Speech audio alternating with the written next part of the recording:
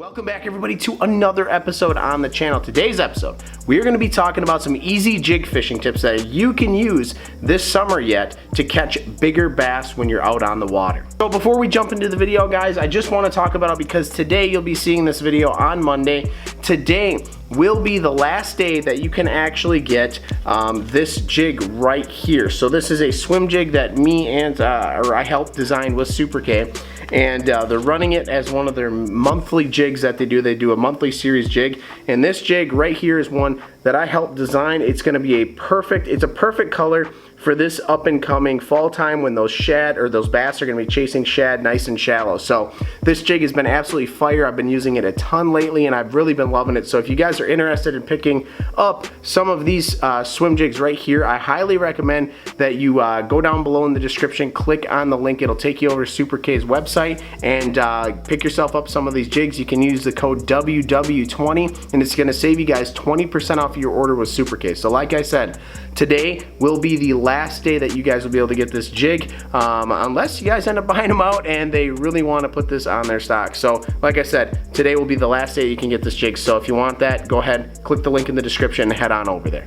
Alright, so now we're going to jump into fishing the jigs. Now I really only have a couple jigs here, and the one I'm going to cover briefly because I used it in the earlier season, and then the other one is really the one I want to touch on. So bear with me, we're going to get to that one that I really want to touch on, but I want to touch on that other one first because it really excelled in the early season. Now when we think about jig fishing, I like to think of it this way. So you know, in the summertime you could throw a big 10 to 12 inch worm, and for me, I'm usually fishing a big worm when I'm trying to catch big fish. Generally, I'll catch a lot of high 2s or 3-pounders, you know, up from there. I don't get a lot of smaller bites. I mean, I have caught small fish off of a 10-inch worm. Sometimes I'm just not getting the bites that I need. And there was a perfect scenario when I was out on the Mississippi River. I was throwing a 10-inch worm and I was getting bit here and there, but it really was far and few between. And then I picked up this other jig that I'm going to show you, and that is when it just kicked off and I started catching a ton of fish. Then you have the other end of the spectrum.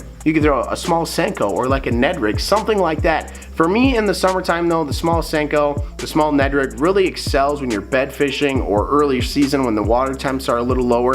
But when it comes down to catching bigger fish, I just tend to not hook into them in the summertime with the Ned rig or the Senko. Occasionally I will, but for the most part, I just do not get into that many good fish off of the Ned rig or like a smaller presentation like that. Now the jig. The jig is one of those things where it's kind of the best of both worlds. You have this bigger kind of compact presentation that kind of attracts those bigger fish, and it also attracts those smaller fish. And then you also have stout enough of a hook where you can set into those smaller fish, but also if you do hook into the big one, you're not gonna have to worry about them coming off because this hook is not gonna bend out. You have a nice good hook on here, and I really like a jig in the summertime when I'm just trying to get decent bites overall, trying to put 5 fish in the boat during a tournament. That's where this thing for me just excels. Now this particular jig is the first one that we're going to talk about.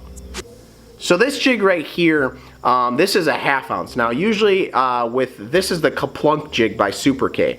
Now it's kind of got that archy head style deal on there, which is really good because this jig is all around good for different scenarios. It's not perfect at one scenario. It's not perfect for skipping docks. It's not perfect for, you know, around rock. It's not perfect for coming through wood, but it does all of those things fairly well. Now, the reason why I really like a black and blue jig, and that's really where this jig in particular excelled, was earlier in the summertime. We were getting a lot of rain around here, and there's some people in the videos who actually picked up on me throwing black and blue a lot more than what I usually do, and that's because there was so much rain. We had super muddy water. Well, when you have muddy water conditions, you're generally going to fish really tight to cover. So a black and blue jig does really good at silhouetting in the water column for those fish. Now I personally like a 1/2 ounce, especially on the Mississippi River because you're generally fishing in current, but this is really my setup for those muddy water situations. I have a nice big craw on there,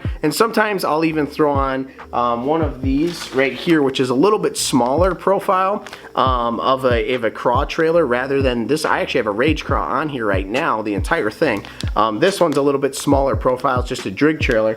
Now, sometimes I'll bring it down to this, but for the most part, I like to throw on a rage craw on the back of these suckers. Now, it's Perfect presentation, like I said. You have that darker black and blue silhouettes in the water, and this, like I said, it covers all of your bases. When I'm flipping around in muddy water, I'm flipping cut banks, I'm flipping tight to wood structure, I'm flipping underneath docks. You can skip with this a little bit. I'm flipping really tight to stuff. So I wanted to touch on this jig because if you guys are fishing having a lot of rain coming through, or a front push through, or just dealing with muddy water, that's where this jig is going to come in handy. A lot of times, jig is just a good tried and true method that catches you fish. Now this next jig here, guys, is been kind of the bread and butter of this season for me. Now it's a little different. I've actually never fished this method, but I kind of picked up on it this year. I wanted to fish offshore a little bit more. Now on the Mississippi River, we have wing dams, there's humps of rock, there's clam beds, things like that. And this technique right here with this jig just came in clutch, and I absolutely love it. I fished a jig like I never thought I'd fished a jig before. And this is the 3/4 ounce football jig. Now as you can see, it's got that football head style.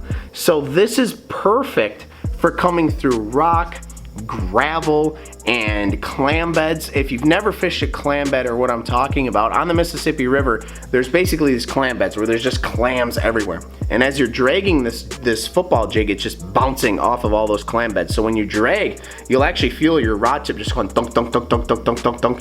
And all it is you're bouncing over the clam beds. A football jig is great because of the head on there at coming through clam beds and rock. You can just feel it just perfectly popping over all of that stuff.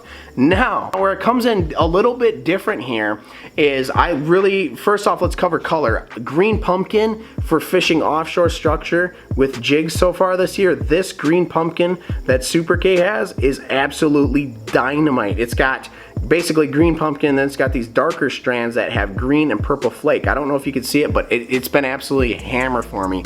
Now, I was fishing offshore structure. Now the trailers that I was using the big Rage Craw on there, and I just ran out of them the other day out on the water, and every tackle shop right now just seems to not have tackle.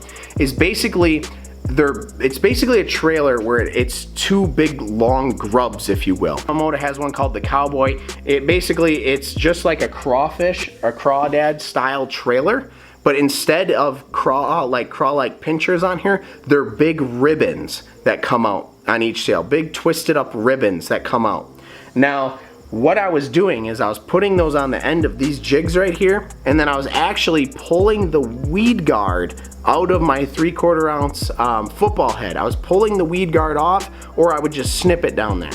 So then I would have no weed guard. And what I was doing with this is I would get positioned where there's an offshore rock pile, offshore, clam bed, things like that, and I would throw this way out there. All I would do with my rod, guys, is I would slowly reel it in. Not fast, I would just slowly reel, almost like if you guys have ever reeled in a hair jig.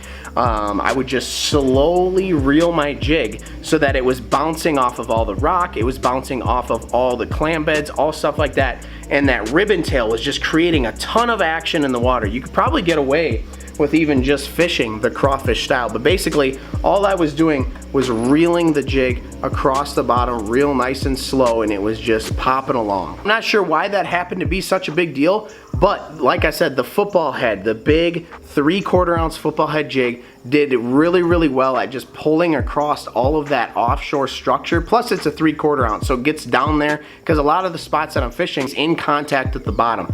The entire time when I'm working these rock humps, gravel humps, or clam beds, I want this to remain in contact with the bottom the entire time. So whether I'm dragging it or slowly reeling it across, that's what I want, is bottom contact. So with a heavier jig, it helps me stay down there, and the football head is amazing at fishing around rock. It doesn't get snagged up for the most part. I can take the weed guard off even and not worry about getting snagged up. I take the weed guard off and I can just go right through, and then when I feel the fish hit, I don't have to set to the moon to get this weed guard to bend. I can just lean into it or reel up, and I'll have the fish on. It's a great technique, like I said, to try in the summertime. A lot of those fish will move deep in the summertime to get into that cooler, more oxygenated water, and this is a great technique to do it with. This is something that has been a huge help to me this year, and it's been super fun. It's a super fun way to catch them because it's not a technique that you would use super often, so it's super fun. I would recommend green pumpkin, black and blue if it's a super cloudy day, but green pumpkin has been the ticket for me with that trailer. So let's talk about the rod, the reel, and the line combo for this. Now, when I'm fishing this jig right here, my normal flipping jig, I'll generally stick to like a 7-foot or 7.3 medium heavy fast action rod. But when I get into fishing this sucker right here, that big football jig, 3/4 ounce, that's when I want a little bit longer of a rod because I'm fishing this thing in deeper water, usually around like 10 to 18 feet of water is where this has really been excelling for me.